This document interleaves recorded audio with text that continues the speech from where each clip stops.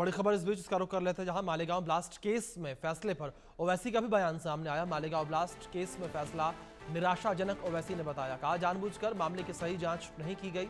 जांच सही नहीं होने से सभी आरोपी बरी हुआ गया। 6 लोगों को आखिर कैसे मारा गया, ओवैसी ने सवाल पूछा। ये बड़ी खबर निकलकर सामने आ रही है। तो असदुद्दीन ओवैसी का ये बयान सामने आया और मालेगांव फैसले को लेकर उन्होंने निराशा व्यक्त की है। उन्होंने कहा कि जांच सही तरीके से नहीं की गई और साथ ही उन्होंने एक सवाल यह भी पूछा कि आखिर 6 लोगों को कैसे मारा गया है। जानबूझकर मामले की सही जांच नहीं हुई है। जांच सही नहीं होने से सभी आरोपी बरी हो गए हैं। 6 लोगों को आखिर कैसे मारा गया, ये सवाल भी असदुद्दीन ओवैसी के द्वारा पूछा गया। ये बड़ी खबर निकलकर सामने आ रही है। मालेगांव ब्लास्ट केस में जिस तरीके से फैसला सामने आया है, इस फैसले पर निराशा व्यक्त करते हुए नजर आए हैं ओवैसी और सवाल भी उन्होंने पूछा। 17 साल के बाद यह फैसला आया। 2008 में मालेगांव में ब्लास्ट हुआ था और इस ब्लास्ट में 6 लोगों की जान चली गई थी और कई लोग घायल बताए गए थे। और अब इस पूरे मामले को लेकर फैसला आया। जिस तरीके से 7 आरोपी थे, साध्वी प्रज्ञा ठाकुर समेत 7 आरोपी थे। सभी 7 आरोपियों को कोर्ट ने, एनआईए के स्पेशल कोर्ट ने बरी कर दिया और सबूतों के अभाव के चलते कोर्ट ने सभी को जो है बरी किया। साथ ही साथ कोर्ट ने यह भी कहा है कि जबरदस्ती किसी को आरोपी नहीं बनाया जा सकता है।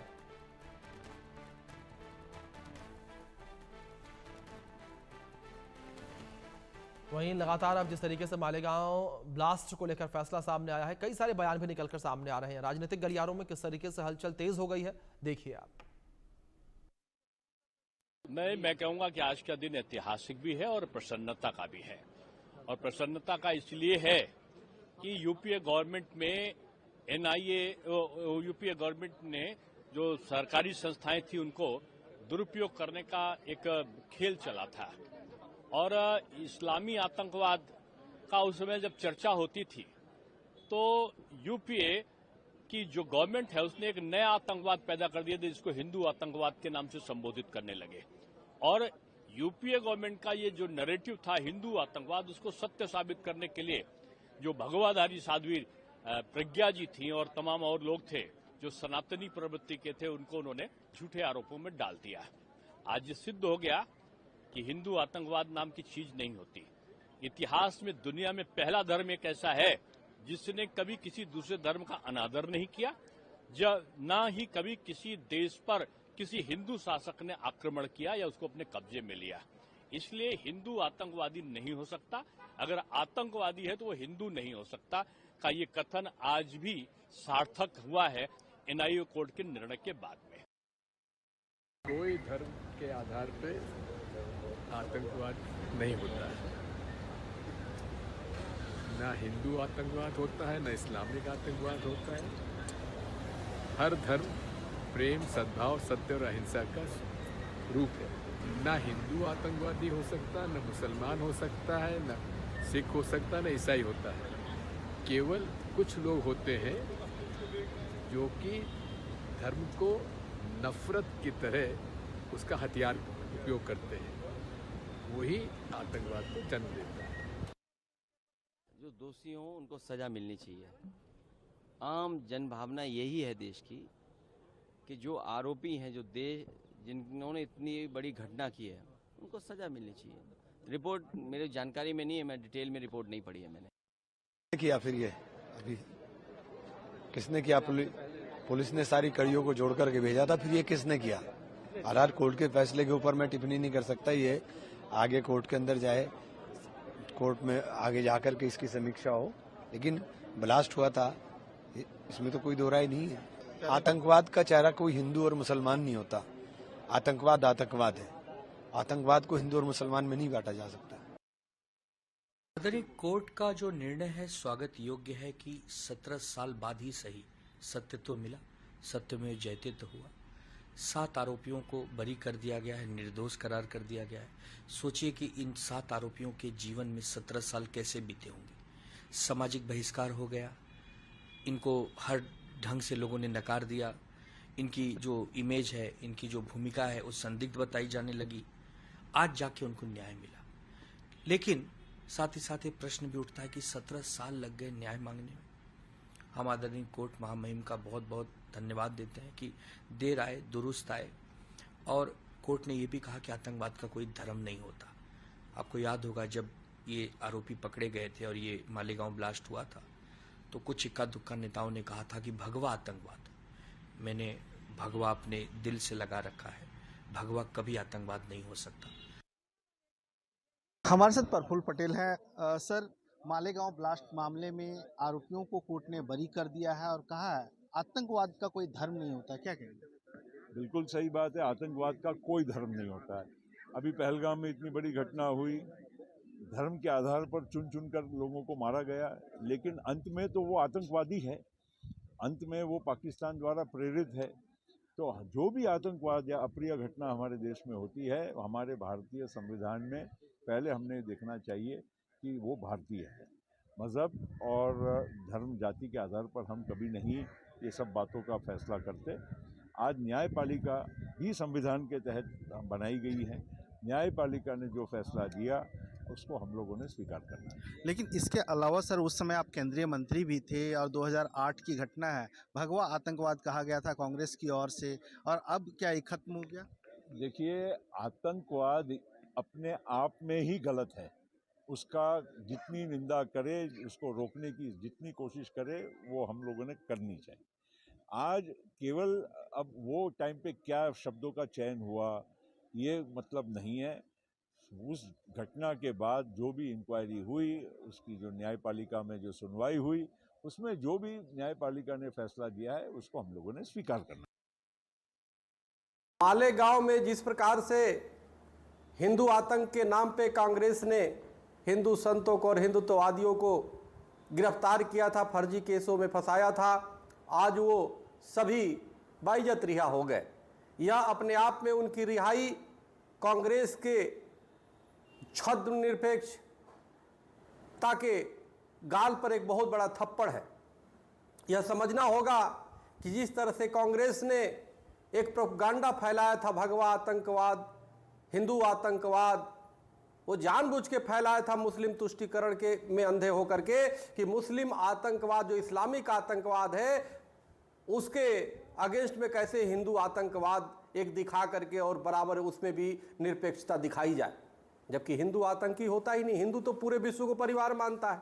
हम किसी को ये थोड़े कहते हैं कि ये काफिर हैं और ये इनसे हम घृणा करते हैं, इनको मारो कूटो।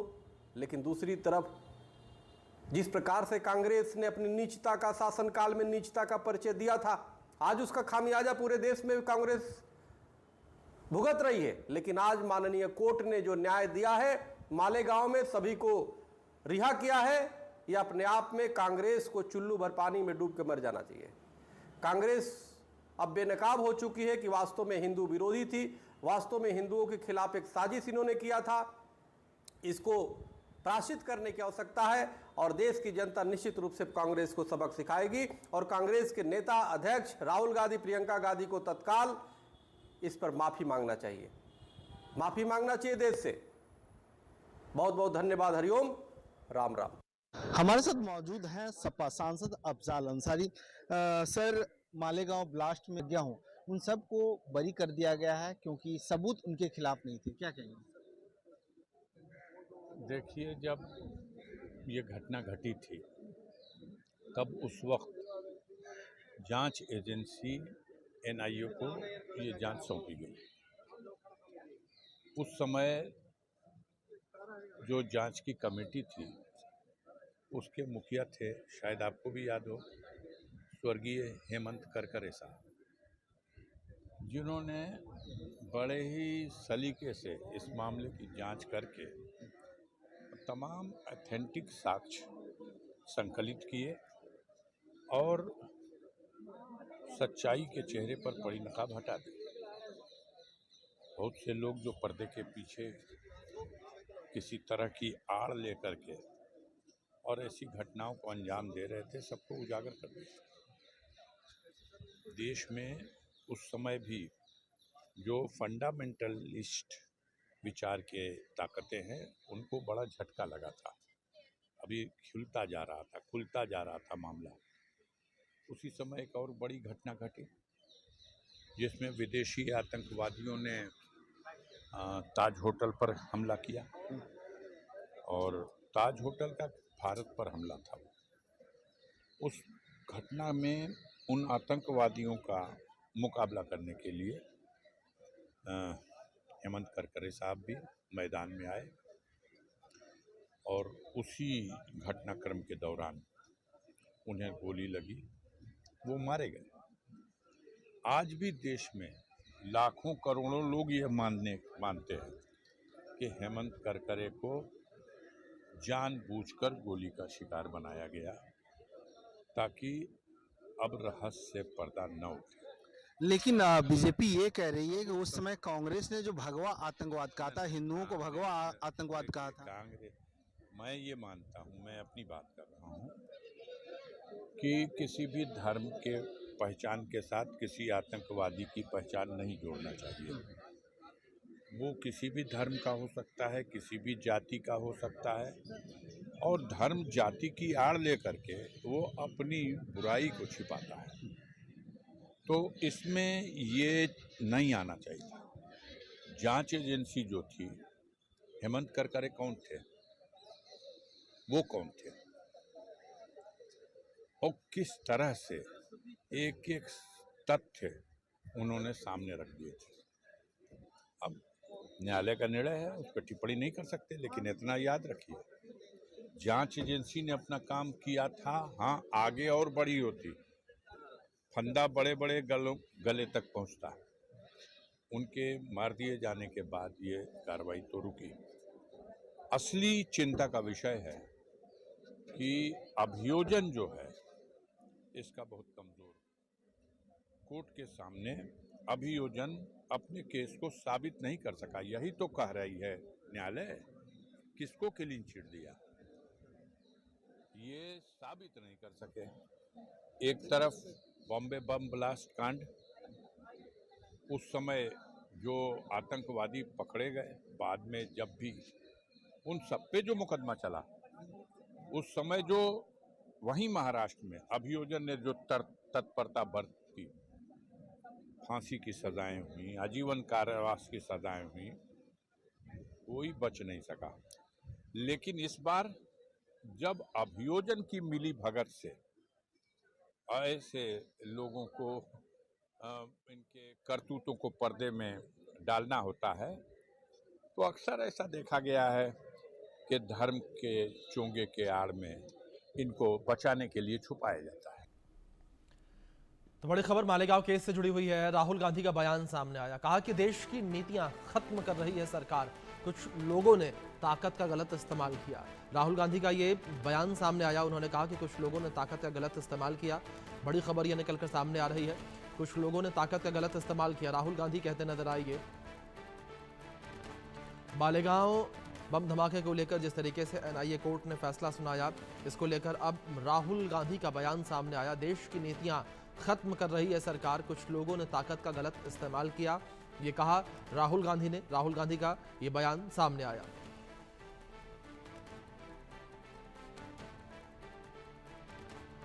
श्रीकांत जी, मालेगांव ब्लास्ट में जो आरोपी थे सबको कोर्ट ने बरी कर दिया है, कैसे देखते हैं इस फैसले को आप? देखो, 17 साल की प्रतीक्षा के बाद 2008 में कांग्रेस ने जो साजिश रची थी, भगवा आतंकवाद और सेफरन टेररिज्म, हिंदुओं को आतंकवादी कहने का काम, करने का काम कांग्रेस के माध्यम से हुआ। लेकिन आज 17 साल के इन्वेस्टिगेशन के बाद दूध का दूध और पानी का पानी हुआ। आज सभी, प्रज्ञा सिंह ठाकुर हो या कर्नल पुरोहित जी हो या उसके साथ अलग अलग लोग हो, उन सभी को बाइज्जत बरी करने का काम, क्लोजर रिपोर्ट देने का काम एनआईए के कोर्ट के माध्यम से हुआ है।